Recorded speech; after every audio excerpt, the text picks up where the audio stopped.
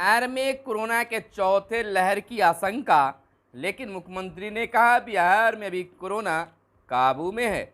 इधर बिहार के मुख्यमंत्री के जनता दरबार में यानी मुख्यमंत्री जनता दरबार में फरियादियों के सुने गए फरियाद। कई कार्य पंचायतों से गांवों से जुड़ी भी सुनी गई, जहां लोगों ने इंदिरा आवास की चर्चा की, नल जल की योजना की चर्चा की, वहीं मुख्यमंत्री ने तुरंत कार्रवाई भी की। इधर राज्यकर्मियों को अब 23 रोगों का इलाज खर्च वापस होगा और सरकारी कार्यालयों में 1 जून से बायोमेट्रिक मशीन से लगेगी अब हाजिरी। यानी कि एक तरफ सरकार सरकारी व्यवस्था को सुधारने में लगी है, बायोमेट्रिक मशीन से हाजिरी बनाने की पहल हो रही है। वहीं दूसरी ओर बिहार में कोरोना का एक बार फिर से आशंका बनने लगी है, यानी चौथे लहर की भी आशंका जताई जा रही है। लेकिन फिलहाल बिहार में कोरोना बेअसर है, यानी कि काबू में है। और इधर बिहार के नियोजित शिक्षकों के लिए तबादला की मांग लगातार हो रहा है और स्नातक ग्रेड में प्रमोशन की भी मांग किया जा रहा है। शिक्षकों का कहना है कि अब तक हमें ना तो बढ़े हुए वेतन का लाभ ही मिल पाया है। और इधर पंचायत प्रतिनिधि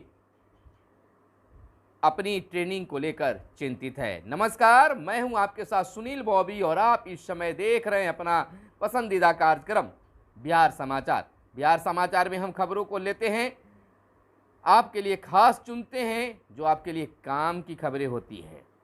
विभिन्न जगहों से चुनकर आपके लिए खबरें लाते हैं। आज के पहली और बड़ी खबर बिहार की ही खबर है। बिहार में मुख्यमंत्री जनता दरबार में लगी, जिसमें कई फरियादियों का फरियाद भी सुना गया। मुख्यमंत्री नीतीश कुमार के द्वारा लोगों की फरियाद सुना गया और त्वरित कार्रवाई भी की गई। समस्तीपुर से आए एक युवक ने कहा कि मेरा आवास नहीं है, लगातार आवास की मांग कर रहे हैं, लेकिन अब तक हमें आवास मुहैया नहीं कराया गया है, हम दूसरे के मकान में रह रहे हैं। जिस पर मुख्यमंत्री ने तुरंत कार्रवाई की और फोन लगाकर पड़ताल किया और कहा कि भाई इसको अब तक आवास क्यों नहीं मिला है, दूसरे के मकान में दूसरे के घर में रह रहा है, इसको देख लीजिए। इसी तरह से पंचायतों से जुड़ी कई मामले भी मुख्यमंत्री जनता दरबार में छाया रहा। कई तरह के मामले भी आए, जिस पर आगे कार्रवाई करने की मुख्यमंत्री ने निर्देश दिया है। दूसरी ओर बिहार में कोरोना की आशंका एक बार फिर से छाने लगी है, यानी कि चौथा लहर आने की भय अब सताने लगा है। लेकिन बिहार के मुख्यमंत्री नीतीश कुमार ने साफ शब्दों में कहा है कि अभी बिहार में कोरोना काबू में है और सरकार बिल्कुल मुस्तैद है, तैयार है समझाने के लिए। मुख्यमंत्री ने कहा सरकार हर स्थिति से निपटने के लिए बिल्कुल तैयार है। बिहार में कोरोना अभी काबू में है, चौथा दौर आने की आशंका भी जताई जा रही है।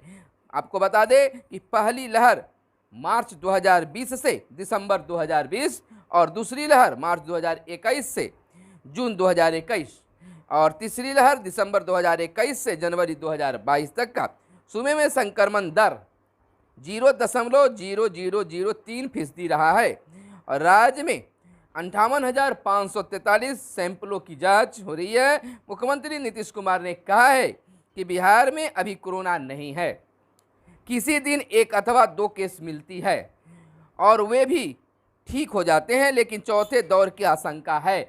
इसको लेकर बिहार में पूरी सतर्कता है, फिर भी कोरोना का दौर आ सकता है। इसको लेकर सरकार की तरफ से सारी तैयारी कर ली गई है। देश भर में सबसे ज़्यादा कोरोना की औसत जांच बिहार में हो रही है। जांच को लेकर लोगों को हम लोग प्रेरित करते रहे हैं, लेकिन फिर भी बंद हो।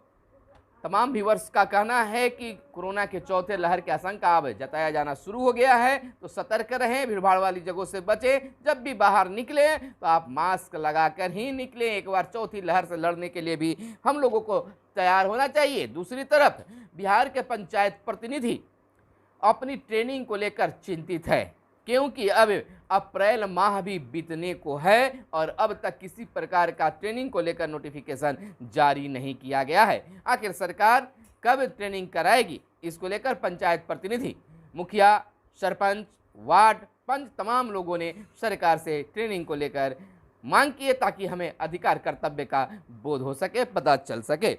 इधर बिहार में एक बड़ी और चीज सामने निकल कर आ गई है। सरकारी कार्यालयों को लेकर सरकारी कार्यालयों में 1 जून से बायोमेट्रिक हाजिरी बनेगी। विभागों को समय सीमा में तैयारी करने का निर्देश दिया गया है। 25 अप्रैल तक खरीदने होंगे बायोमेट्रिक उपकरण, यानी कि अधिकारी हो या कर्मचारी को समय से कार्यालय आना होगा। विलंब से कार्यालय आना उन्हें महंगा पड़ सकता है। सचिवालय से जुड़े कार्यालयों में 1 जून से बायोमेट्रिक हाजिरी शुरू कर दी जाएगी। अब तक कौन सा काम पूरा करना है, इसके लिए गृह विभाग ने टाइमलाइन भी तय कर दिया है, यानी कि सरकारी कर्मचारियों पर अब शिकंजा कसने की तैयारी शुरू हो गई है। इधर बिहार के नियोजित शिक्षक लगातार अपने बढ़े हुए वेतन की मांग कर रहे हैं, लेकिन अब तक उन्हें बढ़े हुए वेतन का लाभ नहीं मिल पाया है। दूसरी ओर शिक्षिकाओं ने मांग किया है तबादला को लेकर कि सरकार लगातार तबादले की बात करती है, लेकिन अब तक तबादला नहीं हुआ है। एक सूचना के अनुसार जून जुलाई में नियोजित शिक्षकों का तबादला होना संभव बताया जा रहा है। और दूसरी ओर प्रमोशन को लेकर भी नियोजित शिक्षक मांग कर रहे हैं, लेकिन अब तक उनका प्रमोशन स्नातक ग्रेड में नहीं हो पाया है। लगातार मांग कर रहे हैं, लेकिन कई वर्ष बीत जाने के बाद भी उन्हें प्रमोशन नहीं मिला है। उनका कहना है कि 10 वर्षों के बाद प्रमोशन तो होना चाहिए, लेकिन नहीं हो पाया है। और अलबत्ता अलग से प्रधानाध्यापक, प्रधान शिक्षक की बहाली सरकार बीपीएससी के द्वारा कर रही है। इधर राज्य कर्मियों को अब 23 रोगों का इलाज खर्च वापस होगा। 4.5 लाख अफसरों और कर्मियों को मिलेगा लाभ। बिहार सरकार के सरकारी अधिकारियों एवं कर्मियों और उनके आश्रितों का इलाज कराना आसान हो गया है। अब 15 के स्थान पर 23 रोगों के इलाज पर खर्च की राशि की प्रतिपूर्ति की जा सकेगी। इससे प्रदेश के करीब 4.5 लाख सरकारी अधिकारी और कर्मचारी और उनके आश्रित लाभान्वित हो सकते हैं। इधर जहांगीरपुरी हिंसा में पुलिस ने 14 को गिरफ्तार किया है और मारियुपोल को रूस ने घेरा। यूक्रेनी सेना का आत्मसमर्पण से इनकार। वार्ता के रास्ते होंगे बंद और खार्किव में बमबारी। इधर कुछ और खबरें, प्रमुख 5 खबरें आपको बता देते हैं कि चंपारण का लाल भारत पाक सीमा पर शहीद। पश्चिमी चंपारण जिले के गनौवा और जमात दिवाकर महतो भारत पाकिस्तान सीमा पर शहीद हो गए हैं। और सैटेलाइट फोन उपयोग कर रहे आतंकवादी। और आईटी कंपनियां 3 लाख नौकरियां देगी और छोटे कारोबारियों को क्रेडिट कार्ड अब मिलेगा। खुशखबरी के बावजूद राहत नहीं। इधर आपको बता दें, सोशल मीडिया पोस्ट पर हुबली में हंगामा, 12 घायल। हेल्पलाइन नंबर के एकीकरण पर सरकार का विचार। सरकार आपात प्रतिक्रिया में सुधार के लिए हेल्पलाइन नंबर 112, 181 और 1098 का एकीकरण करने पर विचार कर रही है। सेना के शीर्ष अधिकारियों का सम्मेलन आज संभव हुआ। और इधर आपको बता दें कि दक्षिण बिहार में प्रचंड गर्मी, उत्तर बिहार में आज से राहत के आसार। आपको बता दें कि गर्मी का सितम लगातार जारी है। बक्सर राज्य में सबसे गर्म जगह, अधिकतम तापमान 46.7 डिग्री सेल्सियस तक पहुंचा। पटना, गया, बक्सर समेत 14 जिलों में सीजन का सबसे गर्म दिन रहा रविवार, संडे। पश्चिमी और पूर्वी चंपारण में भी हीट वेव का हालात बना रहा। पटना में पारा 42.4 डिग्री, 3 दिन पहले 42 डिग्री था पटना का तापमान। आपको बता दें कि बिहार में 14 जिलों में रविवार को बीते दिन जो है इन सीजन का सबसे गर्म दिन रहा। रविवार की दोपहर तेज पछुआ और प्रचंड ताप की वजह से पटना, गया, भागलपुर, बक्सर, बांका, जमुई, शेखपुरा, औरंगाबाद, नवादा, नालंदा, बेगूसराय, पश्चिमी चंपारण, पूर्वी चंपारण में अधिकतम तापमान इस साल में सबसे अधिक रहा। और अभी भी फिलहाल राहत मिलने की संभावना नहीं है, कम बेसी होता रहेगा। आपको बता दें कि सड़कें 12 बजे के बाद सुनसान हो जा रहे हैं। बहुत आवश्यक काम से ही लोग बाहर निकल पा रहे हैं। ऐसे भी इस ताप वाली मौसम में बेवजह घर से बाहर निकलना ठीक नहीं। और पूर्व पीएम चंद्रशेखर को दी गई श्रद्धांजलि। विवेकानंद झा को सीएम ने दी श्रद्धांजलि। भाभा शाह की जयंती 24 को मनेगी। और आरएसएस भाजपा की सह पर हुई हिंसा। पूर्व मुख्य न्यायाधीश डॉक्टर JN भट्ट अब नहीं रहे। प्रखंडों में स्वास्थ्य मेला आज से 22 तक लगेगा। आज से उसकी शुरुआत हो गई है। आज़ादी के अमृत महोत्सव पर प्रखंड स्तर तक लगेगा स्वास्थ्य मेला। और मंगल पांडे ने कहा, हर प्रखंड में किसी एक दिन होगा यह आयोजन। इधर बता दें कि विधानमंडल परिषद में नवल किशोर राय को दी गई श्रद्धांजलि। बोचाहा उपचुनाव परिणाम पर बोले सीएम, जनता मालिक है। इधर एईएस व जेई जागरूकता कार्यक्रमों के प्रतिदिन देनी होगी जानकारी, यानी कि बिहार में एक युक्त जो है एईएस व जापानी जो जेई है इसके प्रति चलाए जा रहे जागरूकता कार्यक्रम की जानकारी सभी सिविल सर्जन को स्वास्थ्य विभाग को प्रतिदिन राज्य स्तर पर देनी होगी। इधर सबको समान व अधिकार देगा राजद, तेजस्वी यादव का यह बड़ा ऐलान हुआ है, बयान दिया गया है। नेता प्रतिपक्ष तेजस्वी यादव ने कहा है कि बिहार की जनता अब सरकार से उब चुकी है। आरोप लगाया कि हर तरफ भ्रष्टाचार का बोलबाला है, लोग महंगाई और बेरोजगारी के कारण डबल इंजन की सरकार से तंग आ चुके हैं। इधर आरसीपी ने कहा है कि भारतीय शिक्षा सेवा का हो गठन, यानी कि केंद्रीय इस्पात मंत्री रामचंद्र प्रसाद सिंह ने कहा है कि शिक्षा के विकास, मूल्यांकन और मॉनिटरिंग के लिए केंद्र सरकार भारतीय शिक्षा सेवा का गठन करे। वे बीते दिन पटेल सेवा संघ के अखिल भारतीय मौर्य शिक्षक सह शिक्षा मंच बिहार की प्रदेश कार्यकारिणी कार्य समिति के विस्तारित बैठक का उद्घाटन करने के बाद अपनी बातें रखी है। इधर शक्ति मालिक के निधन के बाद वाहन स्वामित्व का स्थानांतरण करना अनिवार्य होगा। परिवहन विभाग ने जारी किया दिशा निर्देश, पकड़े जाने पर अब होगी कार्रवाई। पहले 15 रोग थे सूची में शामिल। स्वास्थ्य विभाग के अनुसार राज्य सरकार द्वारा सरकारी अधिकारियों और कर्मचारियों को बीमारी के इलाज के क्रम में होने वाले खर्च की प्रतिपूर्ति का प्रावधान 2 जून 2016 से किया गया है। इसके लिए टीबी, कैंसर जैसे कई बीमारियों को शामिल है। इसमें और बढ़ोतरी की गई है। पहले 15 रोग थे और अभी सूची में और बढ़ा दिया गया है।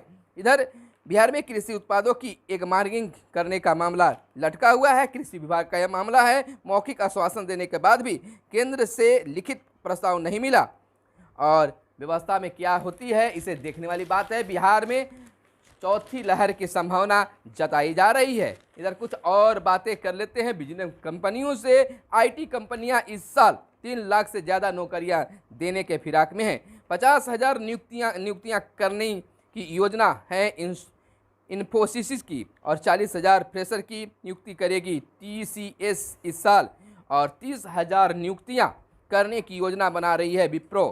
60,000 भर्तियां कैंप जेमिनी करेगी इस साल। इन्फोसिस में भी पीछे नहीं, टीसीएस ने लक्ष्य से दोगुना नियुक्तियां की है। और इधर छोटी कंपनियां भी सक्रिय है। हाइब्रिड वर्क की धूम है, यानी विप्रो, एचसीएल ने किया है ऐलान। उत्साहजनक ये बात है कि अब नौकरियों की जो कंपनियां हैं नौकरियां देने में आगे रहेगी। इधर संसदीय समिति की सिफारिश किसानों के तर्ज पर दिया जाए, छोटे कारोबारियों को भी क्रेडिट कार्ड अब मिलेगा। व्यापार क्रेडिट कार्ड ऐसे कई सुझाव दिए जा रहे हैं। मुंबई और केशोद में बीच उड़ान शुरू और सीएनजी और पीएनजी के लिए गैस आवंटन नहीं रोका। सोना 901 रुपये उछला। म्यूचुअल फंड में 3.17 करोड़ नए खाते खोले गए हैं और धोखाधड़ी पर सख्त रुख जारी रखेंगे। सिकोया का कहना है कंपनियों की कमाई का बाजार पर होगा अब खास असर।